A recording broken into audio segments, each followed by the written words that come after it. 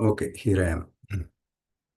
Avyateshta gatayah surasiddha sadhyam gandharva yaksha nara kinnara nagalokhan mukta charanti municharina bhutanadha vidyadhara dvija gavan bhuvanani kamam. Let's read the translation.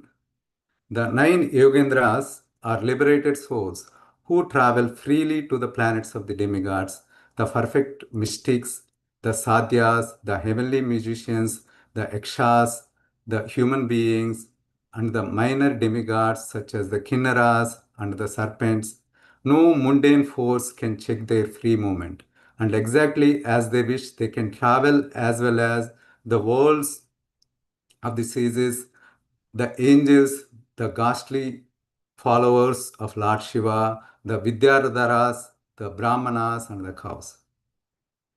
So this sloka talking about the nine Yogendras are liberated souls. They are traveling freely different planets. Let's see the next one. ता एकदा निमेः सत्रम् उपजग्मोर्यादृच्छा वीतमानायानां ऋषिभिर् अज्नाबे महात्मनः. So then what happened? Once in Ajnaba, the former name of the earth, they came upon the sacrificial performance of the great soul Maharaja Nimi, which was being carried out under the direction of elevated sages.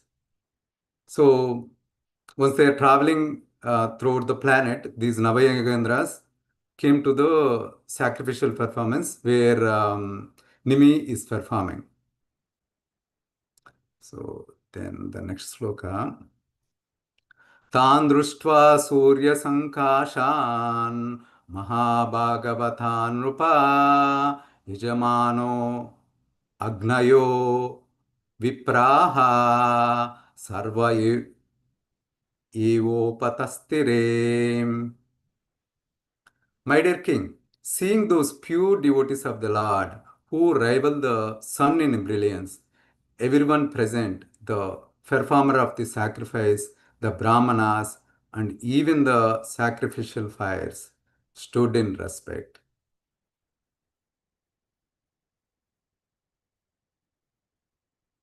So, after receiving the nine Yogendras, everybody stood in respect. So that's how we need to receive the great devotees when they are like even like any devotee, as a matter of fact.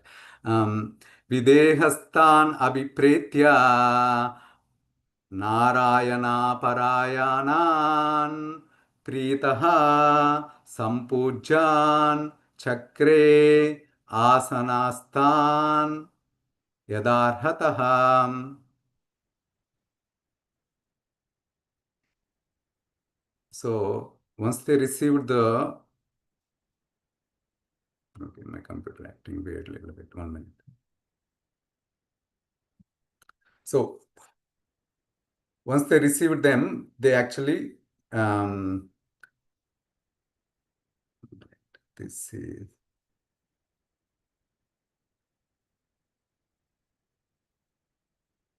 yeah, my dear king, those pure devotees of the Lord who rival the sun in brilliance, everyone present. Okay, this is done. This computer acting weird. Okay, so doesn't want me to read the translation. So once they received them, they actually gave the asanas to everybody to sit. So that's the translation. I will read the purport later at the end of the everything. So Om Agnanatimirandasya Gnananjanashilakayam Shikshurunmilitam Yena Tasmai Shri Gurave Namaha. Shri Chaitanya Manobishtam Sthapitam Yena Bhutale Swayam Rupa Kadameyam Dadati Swapadantikam नमो विष्णुपदाय कृष्णप्रेष्ठाय भूतले श्रीमते भक्तिवेदान्ता स्वामिनिति नामिने नमस्ते सरस्वती देवे गौरवाणी प्रचारिणे जय श्री कृष्णा चैतन्य प्रभु नित्यानंदा श्री अद्वैता गदाधारा श्रीवासादि गौर भक्त वृंदा हरे Krishna Krishna Krishna Hare Hare Hare Rama Ram Ram Hare Hare.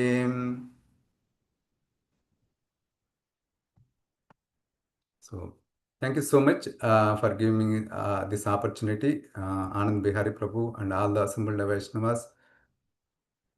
Please give your blessings so that I'll speak something that is relevant, that pleases you. Thank you.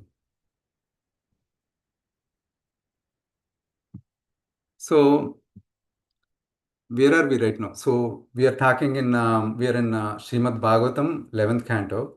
This actually talks about Mukti. The main theme of this 11th canto is about Mukti, the liberation. Mukti is called liberation. So until now, what happened? Like the whole 10th canto deals with Lord's pastimes. And like now, like this is the 11th canto is like everybody departs. Like all the Yadu dynasty, all the Pandavas, they take retirement, and then they wanted to go to the spiritual planets. So that's where like this mukti, this whole canto theme is the liberation. So in the first chapter, 11th canto, first chapter, what happened was all the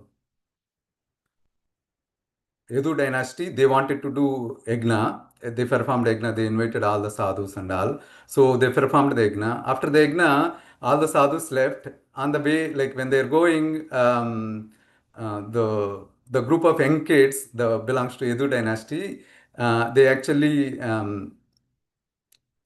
teased the rishis, the Gautama Rishi, Durvas Maharshi, all the rishis that were going. So, and the rishis cursed them. So they cursed that like the whole dynasty is going to be ruined because of their teasing of the Brahmanas. So then like Vasudeva got anxiety. So he doesn't know what to do. Then he approached Narada Maharshi. Then he's asking, what is the duty of the human life? What I need to do? That's where this conversation started. So then Narada explains the similar conversation that happened in previous yuga, that is in Treta Yuga, that is between King Nimi and Navayogendras. So in this conversation also, like why Narada actually bring the Nimi and Navayogendras, actually there is a interesting aspect there. Nimi actually also got a curse from the rishis. He also got curse from Vasishta Maharshi. So his name also refers Nimi. Nimi means Nimisha in Sanskrit, like that there is a word Nimisha. From there, his name called the Nimi came up. So Nimisha means the moment that we blink the eye. That's called a Nimisha. The time that it takes to blink the eye. And Nimi is also having other name that is called Videha. Videha means the one without body. So think about the one without body. So he actually that at the time of performance of Yagna, he had the body, but later he got cursed by Vasishta. So I will little bit narrate that story, what happened there. So this is actually the starting point where the Nimi performing the yagna, and he actually invited Vasishta to do the to act as a head priest. But what happened? Like Vasishta is already engaged with Indra's yagna, So he said like, let me finish Indra's yagna and then I'll come back and do, perform your yagna. So then what happened? He thought that Nimi misunderstood Vasishta. He thought that like he will join later. But meanwhile, like he invited Gautam Rishi to perform the yagna. So Gautam Rishi started the yagna and the yagna is going on. Then Vasishta finished the yagna with the Indra. Then he came back to, he thought like the yagna didn't start with Nimi, so he came back there. But yagna is in the midway. So he got angry on Nimi. So that time actually the Nimis in the evening time he came. So Nimi is taking rest in his palace. So he actually got into sleep, little bit sleep. So when Vasishta came there, uh, he got to know that like the yagna was already in the midway. So he got enraged and he cursed Nimi to be like lifeless. So at that moment itself, he lost the life. So Nimi got the lost the life. So then he woke up. But when he woke up, he's actually a soul. He's actually self-realized soul. That's why he could see like his body is lying down and all the relatives around him are crying. He's not understanding what happened. Like I was before like few moments ago, I was in a body, but now my body is lost. What happened to me? Then he understood that Vasishta cursed me. So So he also got angry on Vasishta. So he said that as a Brahmana, you should be tolerant, but you got angry on me and you cursed me. So I wanted to counter curse you. So he counter cursed Vasishta to become lifeless also. So Vasishta also lost the body. And he somehow Vasishta got birth again. Through the devatas, so he got the life back. But in Nemi case, what happened was they're doing the yagna, they're continuing the yagna without Nimi also. They want Nimi to come back to the life. So in that anticipation, the rishis are continuing the yagna with headed by Gautam Rishi.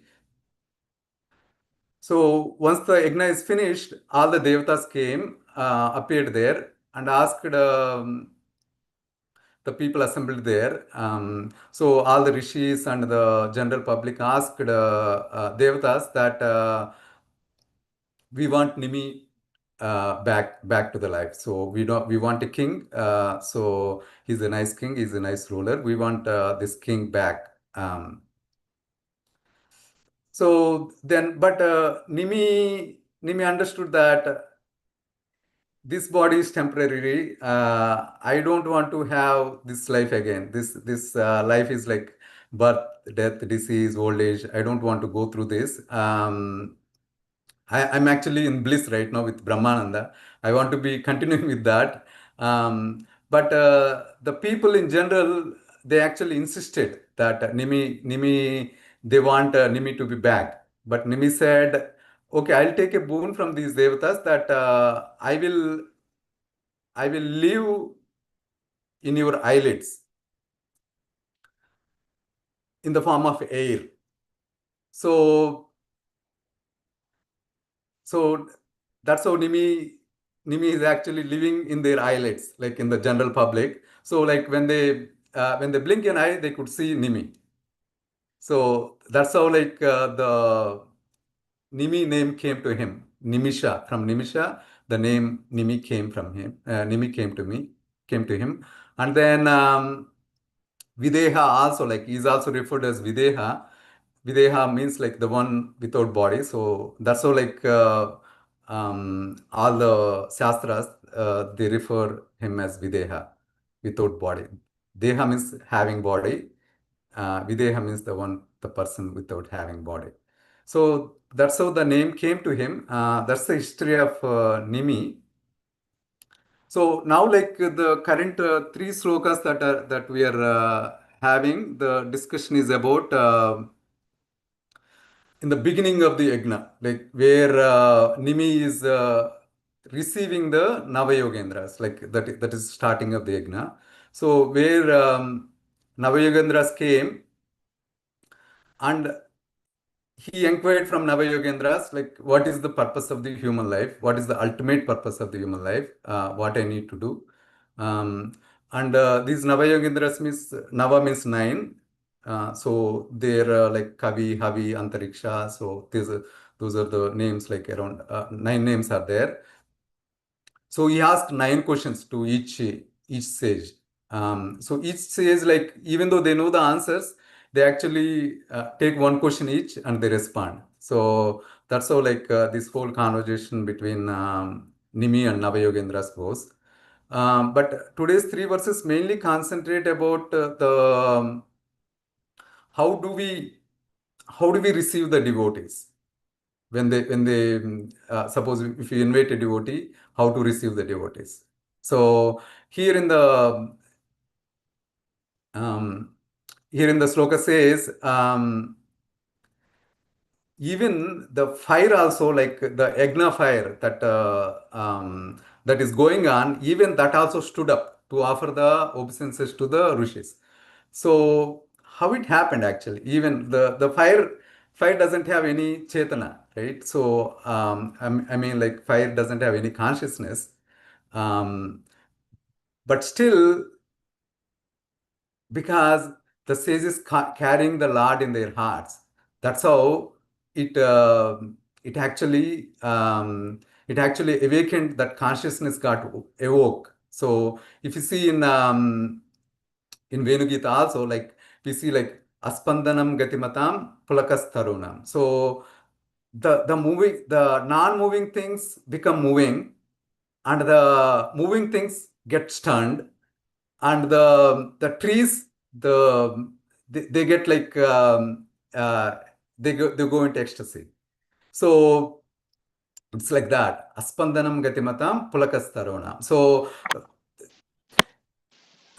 it's the same way. Like when we see the Lord, our Lord devotees, especially devotees, um, we need to give respect to them, right? Why we need to give respect to them? Because without pleasing the devotees, you cannot please the Lord. So Lord is called Namo Brahmane Devaya Go Brahmane Hitaya Cham Jagad Hitaya Krishnaya Govindaya Namo Namaha. So Krishna is Brahmanya Devaya, is the Lord of devotees.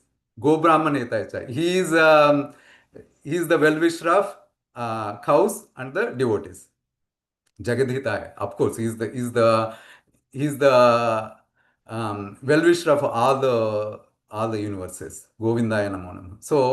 So that is the Lord, right? So without pleasing the devotees of the Lord, you can't uh, please the Lord. So then what is this? So like even when you go to the temple, we need to, when you see a devotee, even though like it is mentioned that even though you are worshipping the Lord personally, doing deity seva also, if a devotee comes, the devotee like a sannyasi or a devotee comes, then you need to actually, if nobody is there to receive him, you need to actually stop what you're doing and go and receive them. So that's the importance of the devotees. How do you receive the devotees?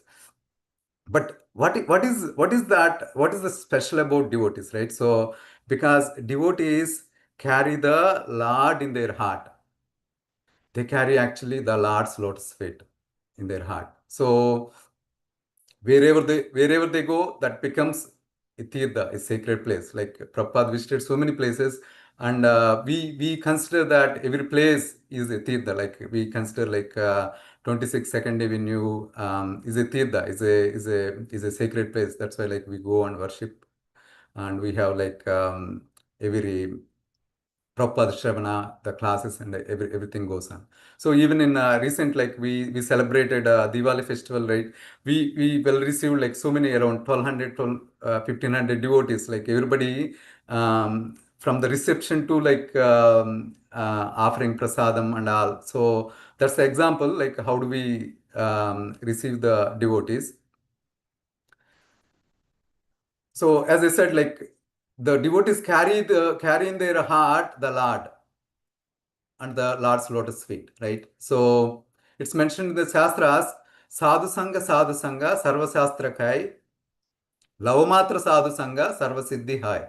So even all the essence of all the Shastras is, the revealed scriptures is, take a moment, even a moment of association, you will get all the siddhis, all the success by even a moment of association, even a second of association. So and because they carry the Lord's lotus feet in their heart, whatever emanates from their mouth is actually they are actually saffron dust particles. Like whatever is coming from their mouth, they're actually saffron dust particles of the Lord's lotus feet. So they actually, when that saffron dust particles comes into the ear holes of the devotees that are assembled with them, then what happens? Like in Bhagavatam, it mentioned Pravishta Karna Randrena Swanam Bhava Saroruham Dunoti Shamalam Krishna Salilasya Yadasarat. So like when they enter into the when the devotees words, like the Bhagavad Katha, the Amrita of Bhagavata enters into their ear holes, like all the mala goes away. Like it's like the muddy pool gets cleared, right? In that way, like everything, like all the dirty things goes away. Like it is that potency of the um, Lord's Lord's devotees. And like we see, like there are some examples like where we can see that where like there is Indra. One time, like what happened, I'm telling the example like where what happens if you don't receive devotees properly, right? So if you take the example of Indra, one time what happened was Durvasa Maharshi came, not Durvasa Maharshi, the Brospati. Brospati came and offered a garland to Indra. Even though like he's Brospati is guru of Indra, he actually, out of love and affection for his disciple, he offered a garland. But Indra, being proud and as a ruler of heaven, he got he became proud and puffed up, and he actually threw the garland down. And the Indra's elephant, Airavata, actually trampled upon the garland. Then then he got a curse. Indra got a curse, and all the then because of that Indra's misbehavior, all the devatas has to suffer. They lost their whole kingdom, and they need to go under a demonic rule for long time until they approach again Lord Vishnu to actually conquer the demons and get their heavenly planet back. So in the same way, like we see like Maharshi, Durvas Maharshi and King Ambarisha, that example also, like one time what happened, like King Ambarisha is performing the Ekadasi Vrata, like he actually finished that Vrata, and the Dwadasi, on the Dwadasi day he wanted to finish this Vrata, but Durvas Maharshi came that same time. Amrisha said like he wanted to offer food and asked him to take bath. So Durvas Maharshi went to take bath, and he didn't show up in a right time to for Amrish to finish his Ekadasi Vrata. So then Amrish asked his advisors what to do, like because I'm waiting for this Durvas Maharshi to come, but he didn't come. Then they advised him to take water. Water is uh, is like breaking fast and at the same time not breaking the fast. So he sipped the water a little bit, and then Durvas Maharshi came, and he got to know that Amrish had water, a little bit water. Then he got enraged, like you're a king and you're taking care people and you're not following. You don't know even respecting a rishi also. So then he got angry, and then he produced a demon from his hair, a fiery demon. But Amrish got a boon from Lord Vishnu, like that Vishnu Chakra is always protecting him. So then that Vishnu Chakra is actually burnt that the fiery demon, and like it chased the Durvas Maharshi. Like Durvas Maharshi has to go different planets for begging to escape from the Sudarshan Chakra. But he couldn't escape. He even approached Lord Vishnu also. Even Lord Vishnu also said like, I'm actually Bhakta Paradina. So I'm actually under control of my devotees. So I can't do anything. You need to beg mercy from King Ambarisha himself. So then Durvas Maharshi has to come back and beg the mercy from Ambarish. So like that there is so many examples in the Shastra, like we need to treat the devotees in a right manner. So even if you see in Prabhupada's case, like he actually chanting in the Tompkins Square Park, like all the hippies came there to dance, right? So he actually saw a lot in them actually. So he made, even like they're not even rishis also, like now we talked about like the rishis and all, like how Nimi rishi received the rishis, but in Prabhupada's case even they're not rishis, like they're hippies. He but he saw greatness, like he saw like what's going to that they're going to be helping that movement, so he used them as instruments in spreading the Krishna consciousness. So even he made hippies into happies, and he turned whole world into happy by giving Krishna conscious to everyone. So that's the power of the pure devotees, and the pure devotees can make even the chandalas, or even the persons like who are not having any quality to receive bhakti also, he can they can give the Lord, because they carry the Lord's lotus feet in their heart. As I said earlier, like when whatever they emanate from the mouth, that like those words carry actually the saffron dust particles of the Lord. So even if you see Lord Krishna also, right? he also he also did so many services to his devotees, like when he took his form as Lord Krishna. So there is one nice sloka there.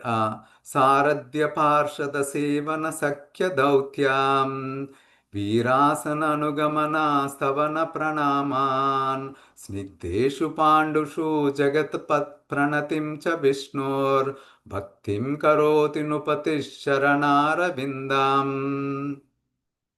So if you see, he's actually all the Krishna is actually the Supreme Lord. Like he's the controller of all the three worlds, all the different planets, all the Brahmas, like starting from the four-headed Brahma to like thousands of headed Brahmas, they actually bow down like sticks at the lotus feet of the Lord. That Lord took Saradhya. He took the chariot driver position of the Arjuna. So actually taking a Saradi position is not like a chariot driver position is not that easy actually. In the war field, what happens is um, during the war, the the warrior who is fighting, he doesn't have time to say like, okay, go left, go right. He doesn't have time to say. He actually needs to kick. If he wants to go left, he needs to do with his left foot, he kick on the left side of the driver. If he wants to go right, he will kick on the right side of the driver. So think about that. The Supreme Lord taking that Saradi position, the chariot driver position of the Arjuna. Is there any other Lord that we that we want to aspire to take the shelter other than him? So that is that Lord. So he's that Lord. He took the Saradi position, chariot driver position. Parshada. Parshada means like he actually in the court of the Yudhishthira, he took the position of an advisor position, a counselor, a guide. He took the position of the guide position. Sevana. Sevana means doing service.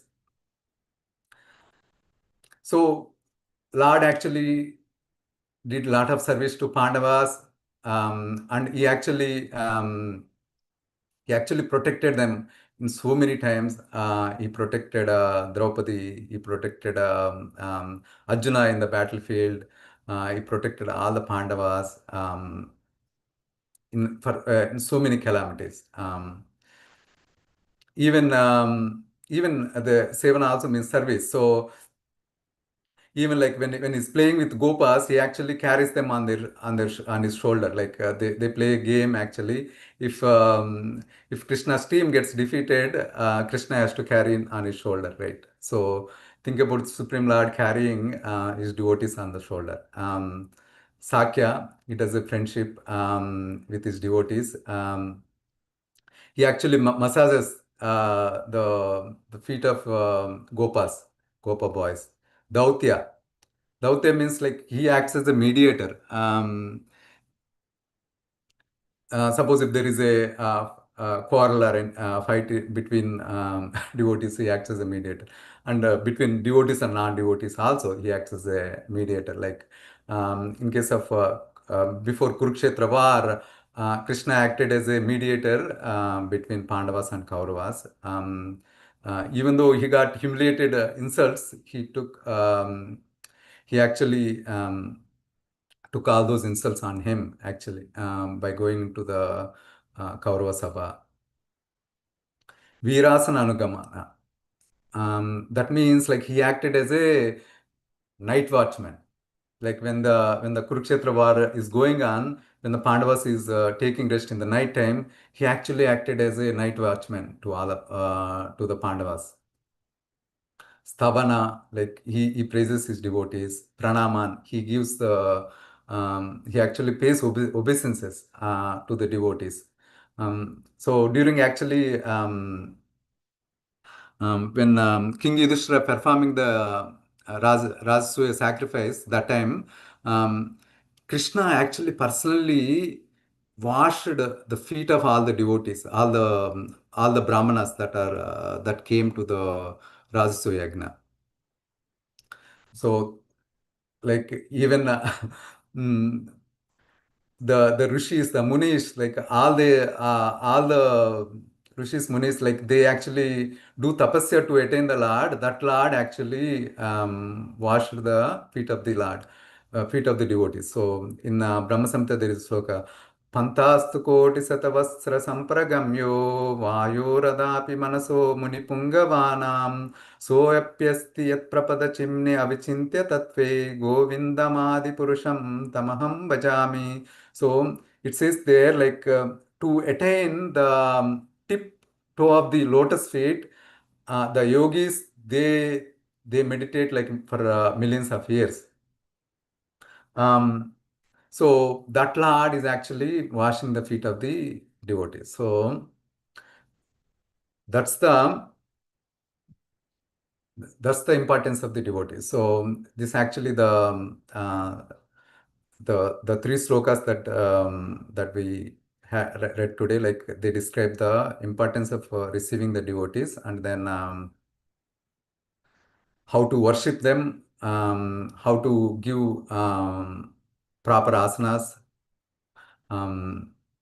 Yeah, that talks about that. And also in the last sloka, it explains about, I didn't go through the purport, I think we are at the time. But it explains about like Mayava, the philosophy, and then the actual devotion service path. So the purport mainly talks about how Mayavadis think that Mayavadis, the difference between Mayavadis and the devotional service path is Mayavadis think that they are the Lord, they become the Lord, or they want to become the Lord, and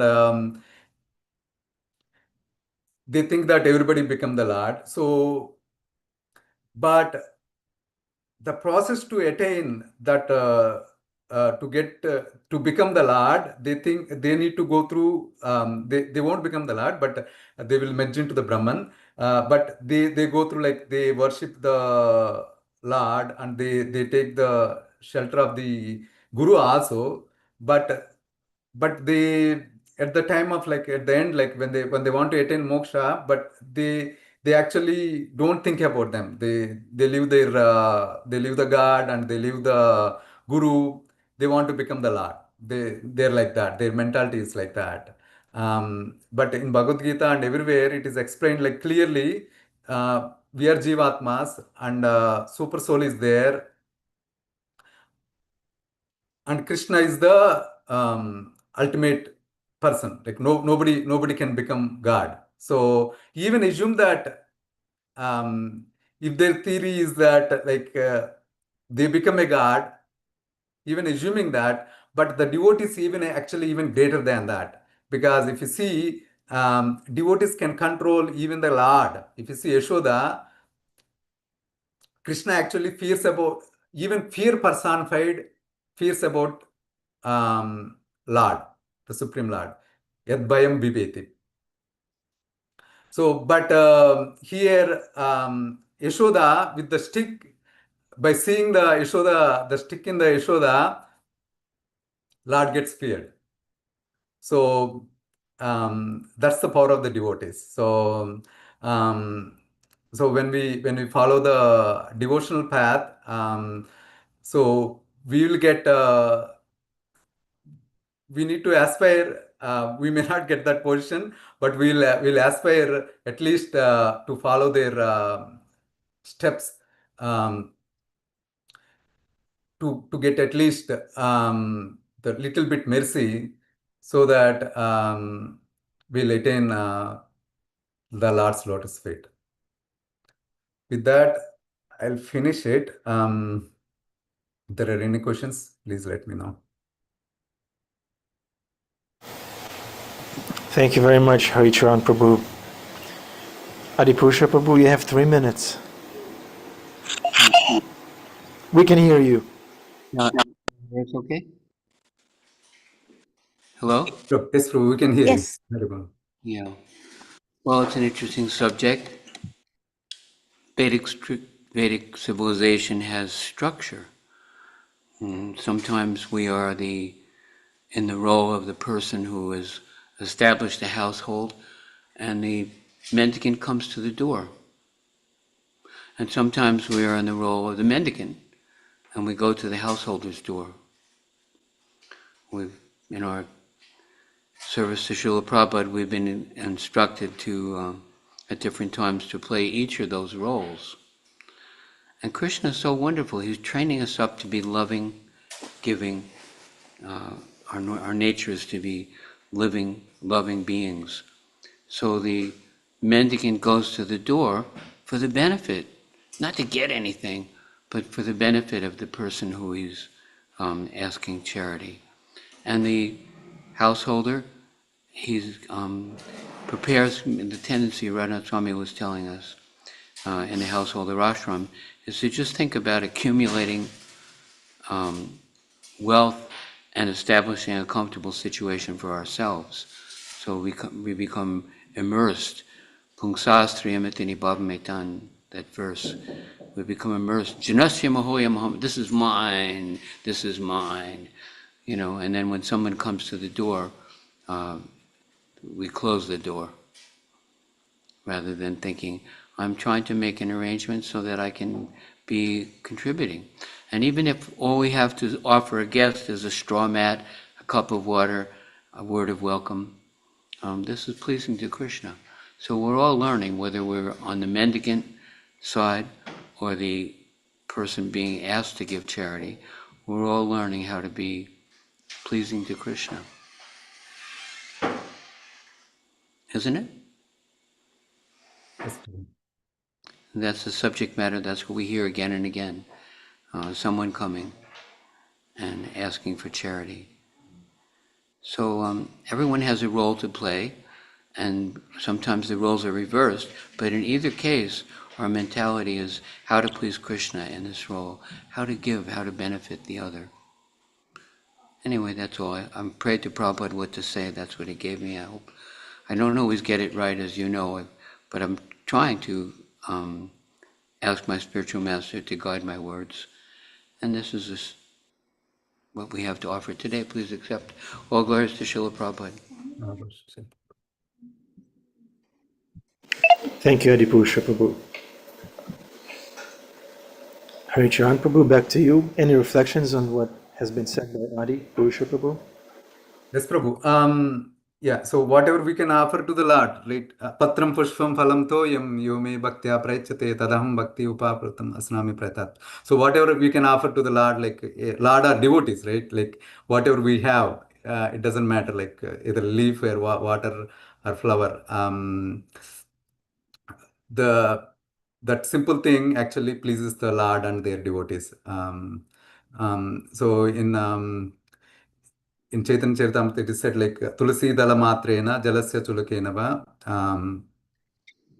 Vikrinite Swamatmana Bhaktebhyo Bhaktavachala. So even a Tulasi leaf and water, if you offer to the Lord, like he will get purchased by that devotee. So that's the potency of offering to the devotees of the Lord.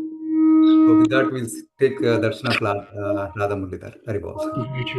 Wonderful class. Thank you very much.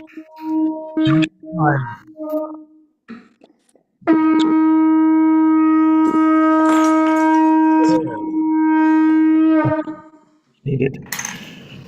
I think I need it.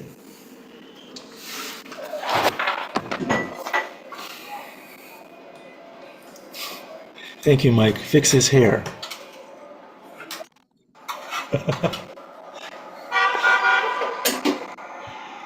Looks beautiful.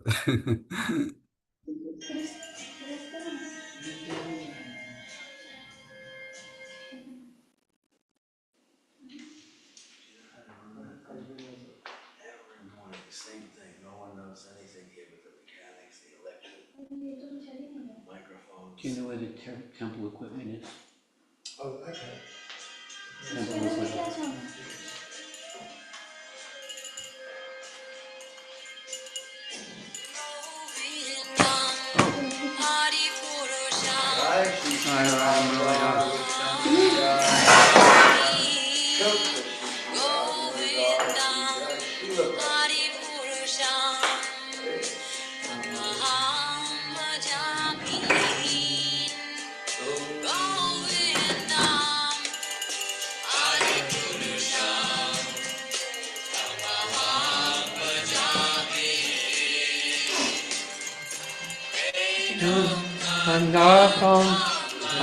Got it on?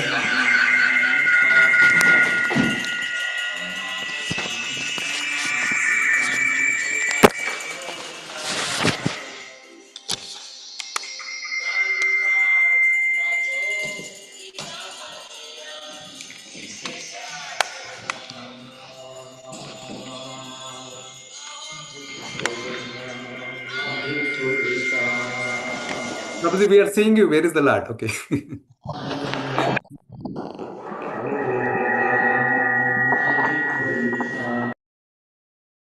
Yes, Adipurusha Prabhu was being naughty. We fixed it. Because he wants you to see, everybody wants to see Lord in you. Yes, yes, absolutely.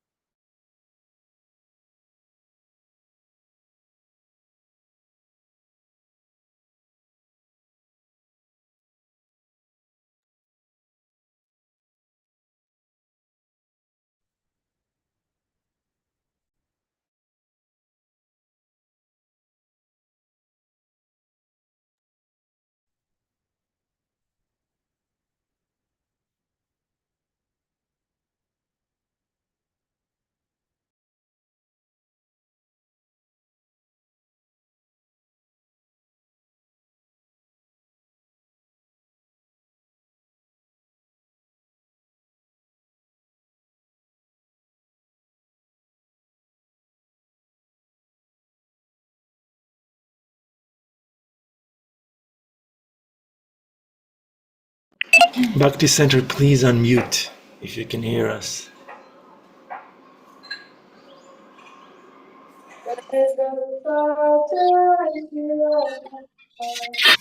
Jai Prabhupada.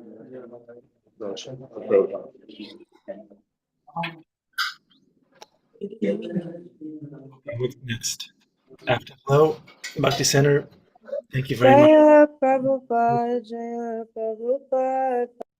Shigar Chandra Ki Jai. Welcome to the Afterglow. Would anyone like to speak in line with Guru Sadhan and Shastra? Hari Charan Prabhu, you have a few minutes? Yes, actually, I see a question from the chat. Okay, can you read the question?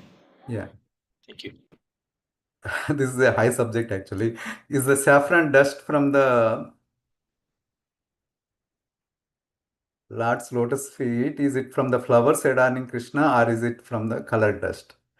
Yeah, this is a very high subject actually. What I heard is Radharani carries Lord's lotus feet in their heart, in her heart. So that, like, that whatever she carries in the heart, like that, she has kumkum on her chest. That kumkum particles are on the lotus feet of that Lord. So those are the dust particles, the saffron dust particles. Like even like when Krishna walks in Vrindavan, that kumkum particles like his lotus footprints are having that kumkum particles. Like all these in Venugita, there is a prayer. Um, I don't know exact sloka, but the tribal women actually they actually take the kumkum particles that are adorned the lotus footprints of the Lord. They take the dust and they put all over their body and their faces and everything. So by that, like they get ecstasy of seeing the Lord because they can't see the Lord always. And gopis also aspire for that. Even tribal women's able to have the dust particles, like they are able to put, they are able to anoint on all the body of their, and they are getting the love by seeing the Lord in that way. But now, like we can't able to see the Lord. That's why they go to Gordon Hill to take the shelter of Gordon Hill. Um, yeah, that's the story of the dust particles. That's what I know. Like, if anybody wants to comment on that, yeah, welcome to do. Thank you, Hari Charan Prabhu. I see Mathuranath Prabhu is raising his hand.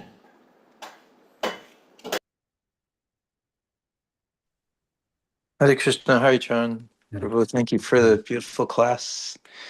It struck me the point you made around Krishna being the chariot driver of Arjuna, and Arjuna's something. I was wondering if there's reference to Arjuna actually steering with his, like,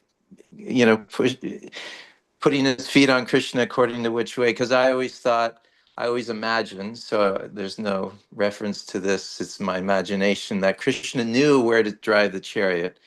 But is there actually reference that Arjuna was steering with his Yeah, feet? there is no reference actually, but there is a reference of Shalya and Karna.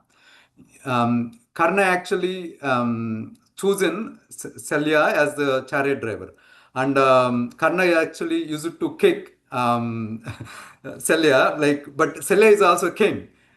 He Yes. actually get irritated by that, by the kickings. Actually, there is actually fight in between, like rather than Yes. like the actual battlefield fight. There is a fight between the chariot driver Sally and Karna. So yeah, I think, yeah, Krishna knows how to, but this is about, like, not literally, but it's about, like, Krishna taking that humble position. He took that Yeah, position. yeah, Yes. yeah, Yeah. That's the point. yeah. Yeah. And I think it was Duryodhana that set up that for Salya and Correct. Yeah, Karna, yeah. and because he knew Salya was so good with horses and chariots, he's like That's correct. experts. Yes, yes, yes. But the arrangement, everything Duryodhana is arranging, always works against him, That's correct. because Salya is then just like taking all of the enthusiasm out of Karna, saying, Hmm. you're this and you're You're that, that. and Yeah, that's correct. who are you to be leading this chariot? I am Mhm. above you. You are a charioteer's son, and like this. So there's yeah, that's really far out. Krishna's always making these arrangements. I had a little story to tell. Mhm. It's a personal thing. So I do transformational coaching with people, and this one client of mine, she had a very difficult relationship, and they're from India.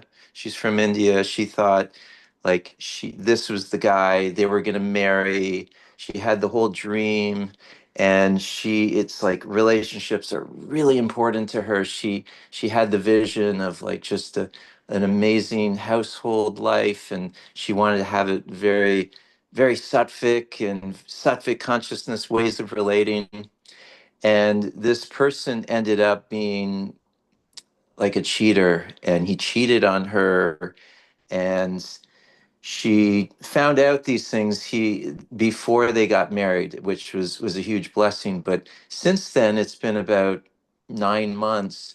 She's been in absolute shambles, where she's had her health has failed. She's been in the hospital. She's had accidents, and even going around. She's a Govardhan Bhakta, and she was going around Govardhan a month ago, and a monkey attacked her, and just like there's just because of she's in such anguish, it's like she's attracting a lot of misery and suffering. So I've been working with her, and then I finally got to I need to give her some feedback, and so we got to a point of her just exploring like why I really wanted this amazing relationship. And I'm praying to Giriraj for this. I'm begging him that I want this very sacred relationship. And I had the realization that, well, Giriraj is actually making this arrangement because he needs to purify you Yes. out of from where you are by going through this experience to have a transformation to be in more of a sattvic consciousness where you can have that relationship from your being. You can do that and you can have that. And she was like, oh my God. And actually something I'm getting from your class is that Krishna is also serving us by constantly making these arrangements. Yes. He's like serving his devotees, going, I'm going to arrange this. And he's not doing it to us, he's doing it for us. And he's serving us like he was serving the Pandavas. But we're thinking if it's uncomfortable, if it's distressful, look at what Krishna's doing to me. Why is he doing this? No, he's actually serving us. He's trying to bring us to him. He's trying to bring us closer to him. And realize we're his part and parcel. This is like one of the first realizations. And I also, if we get that, then we can really be in that service consciousness. Like, yes, I want to go and I want to do this for you. I want to transform my heart for you. Even if we want abundance, I want to have abundance for you, Krishna, to use it for you, not for me. So thank you for really bringing this point on how Krishna serves his devotees. Very beautiful. Yeah, thank you so much, Prabhu, for sharing that actually. So even in our regular devotion life also, like we experience that when you are in devotion service with Krishna, Krishna also actually demands from us. Yedamam prapadyante tam tadeva bhajamiham. So he wants pure love from us. So he wants pure loving relation. Not with the people, not with the material people. So he wants pure loving relation between him and his devotees. So that's why like he takes away those like whatever the temporary relations that we have. He takes away that, like you don't put like the persons in between me um, um, and you put you have direct relationship with me. That's what he is saying by that, whatever examples you are saying, right? So you want that purity in all of us. So um, like like he like ultimately like he's expecting the purity of the gopis that they left everything and went to in the night, like they left everything, the family, the children, they left everything and they went to Krishna. So he finally everybody wants to Krishna is expecting us to become purest of the purest. So we need to go through that transformations, as you said. So we, yeah, we need to beg Krishna's mercy and devotees' mercy to go through the transformations. Like even Brahma prays, right? Tattenu kampam susimikshamana bunjana evan krutatma vipakam. So hrudva kopubi vidadan namaste jivetayo muktipadam sadhaya bhak. So the people, we need to go through that tattenu kampam susupikshman, like whatever the karma we did, these are actually like whatever the results that we are getting, we need to think that these are actually, we need to analyze them properly and think that like these are actually my past things that I did, or the current things, like whatever in this life I did. And then we need to carefully analyze it, um, and go through this, burn up this, all this karma that we accumulated, right? And by this way, like if you go through that, jivetayo, like if you live like that, mukti padam, like you are actually in the path of liberation, like attaining Krishna. And then sadayabak, like Krishna says that he is the, Brahma says he is the one eligible to receive the mercy.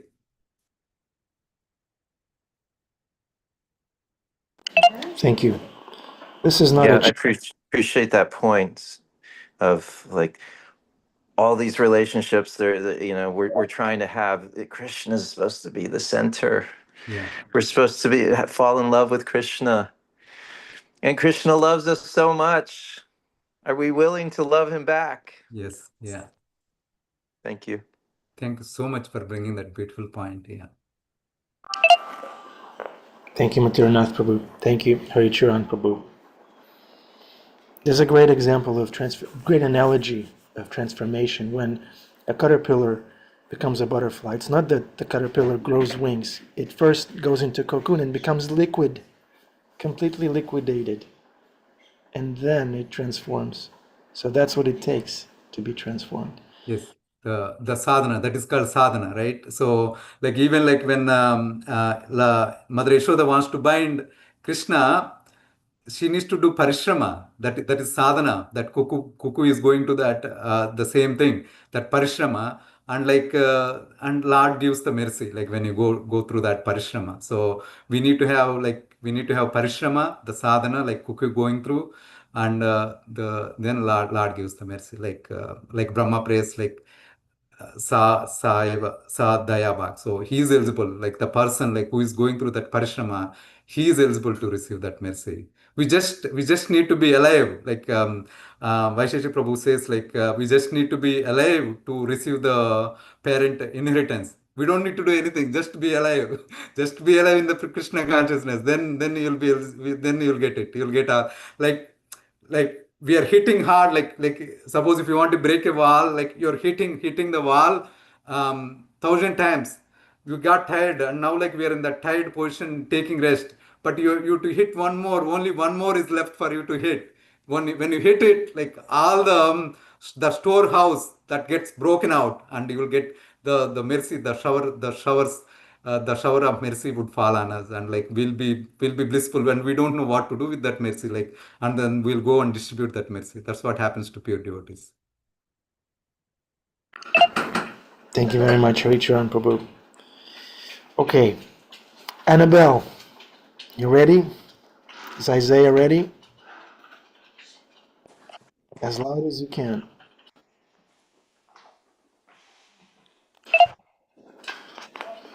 Hare Krishna, Krishna Krishna, Hare Hare, Hare Ram, Ram Hare Hare.